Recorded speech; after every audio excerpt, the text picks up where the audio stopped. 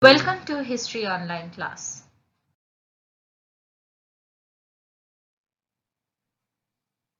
I am your history teacher. My name is Ananya Shaha. Today we start with our first chapter, The Age of Enlightenment. Our first topic is Roman Empire. In the Middle Ages, all of Europe except Russia and Greece belongs to the Roman Catholic Church.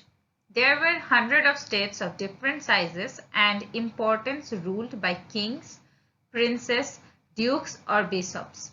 A large group of states covering Germany, Austria, Holland, Belgium, Switzerland and Italy made up the Holy Roman Empire. In the 15th century, the medieval world of Europe, where the Catholic Church was the most important single power, began to break up. Some rules were no longer contained to do what the Pope told them. Religion, or we can say the Reformation. In the 15th century, the Christian Church in Western Europe split into two major parts, Catholic and Protestant. Much of the Northern Europe, including England, what is now Holland, and many German states become Protestant, so that they no longer had to obey the Pope. In other states like France, which remained Catholic, the power of the Pope decreased. Russia had been part of the Orthodox Christian Church from 10th century and Pope had no authority there. The Renaissance also spread the idea of humanism. It means better to spend money and effort on living people than on prayers for the dead. The Renaissance encouraged rulers to gain wealth and power for themselves. They also wanted more power so that they could have more wealth for their country. Trade and taxation. Trade increased rapidly in 14th and 15th centuries. The kings found a new way of getting wealth by taxing goods coming into the country. This made them, some of them, very rich. Nation-states and absolute monarchies. In the Middle Ages, most people were more concerned about which lord they belong to rather than which country they are. They paid taxes to their lord noble, they worked in his field, they looked to him for protection and rarely went outside his land during the whole of their lives. Nationalism. The feeling of belonging to a nation-state made up of a people of one race, religion or language under ruler who is not foreign is called nationalism. People in the nation-states were proud of their king, their country and its power. They are prepared to fight for it. Taxation and the beginning of parliaments. In the Middle Ages, the king got most of their money from the lands they owned. From the 14th century onwards, the ruler needed more money.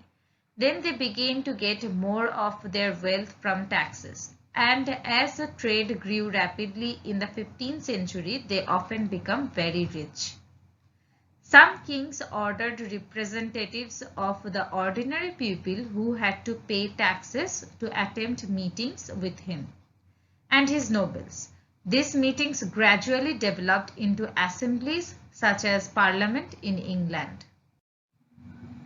Wars among the absolute states. Until the 16th century, most of the wars in Europe had been about religion, but now there was a change.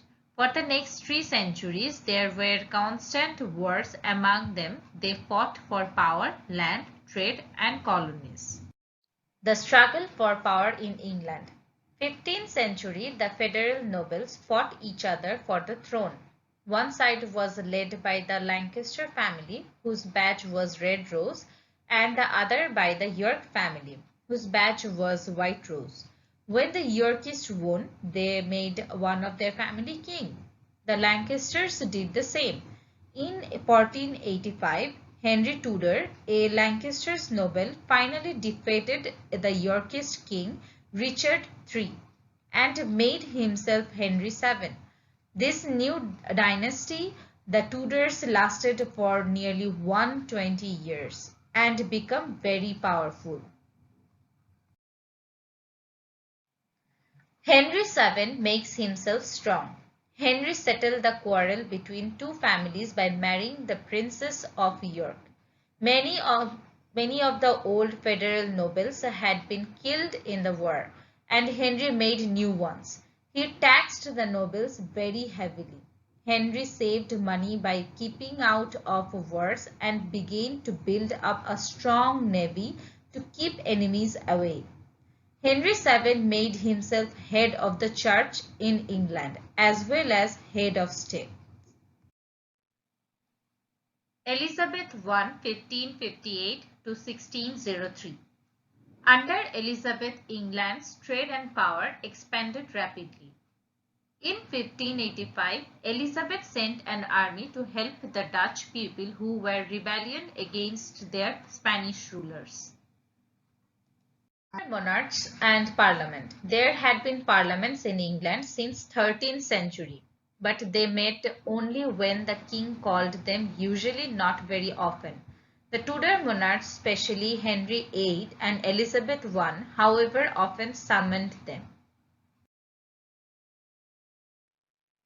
The Stuart dynasty 1603 to 1649 and 1660 to 1714. The first two Stuart kings, James I and Charles I, believed in divine right of kings. Civil War in England. The Civil War took place in between 1642 to 1648. The people of England took sides of the rich men and their servants supported the king, while merchants, workers and townspeople supported the parliament. Parliament's forces were led by a farmer, Oliver Cromwell. In 1646, the king was defeated and surrendered. Parliament offered to let him remain king. But without much power, Charles refused, escaped, and started the war again. The Commonwealth. From 1649 to 1660, England was a Commonwealth or republic. Parliament had to be called at least once every 3 years and made laws and levied taxes.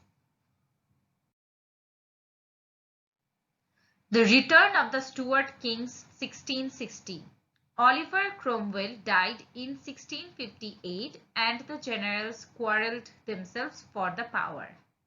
Charles II, 1660 to 1685. Charles was known as the Merry Monarch because he liked to enjoy life. Boldness Revolution. The revolution of 1688 is called the Boldness Revolution.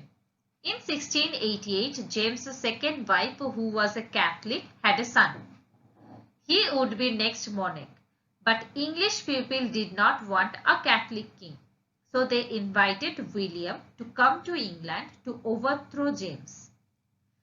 William landed with a few soldiers and James fled to France. As William won the battle without any bloodshed, this was called the Boldness Revolution. The 30 Years' War 1618 to 1648. England was an island and it was easier for her to become a nation state earlier than many countries of Europe. She had settled most of her religion's problem by the end of the 16th century and had begun her political quarrels. The Treaty of Westphalia 1648. By 1648, Central Europe was devastated and most of the states were exhausted. The war ended with the Treaty of Westphalia. Persian War of 1870 and World War I, the King Louis XIV was only 4 years old when Treaty of Westphalia was signed. Louis XIV, 1643 to 1715, the Sun King. Louis XIV was one of the most absolute monarchs of the 17th century Europe. Because of this, he is usually called the Sun King. The army. Louis kept a very large parliament army of about 2 lakh, which became the finest fighting force in Europe.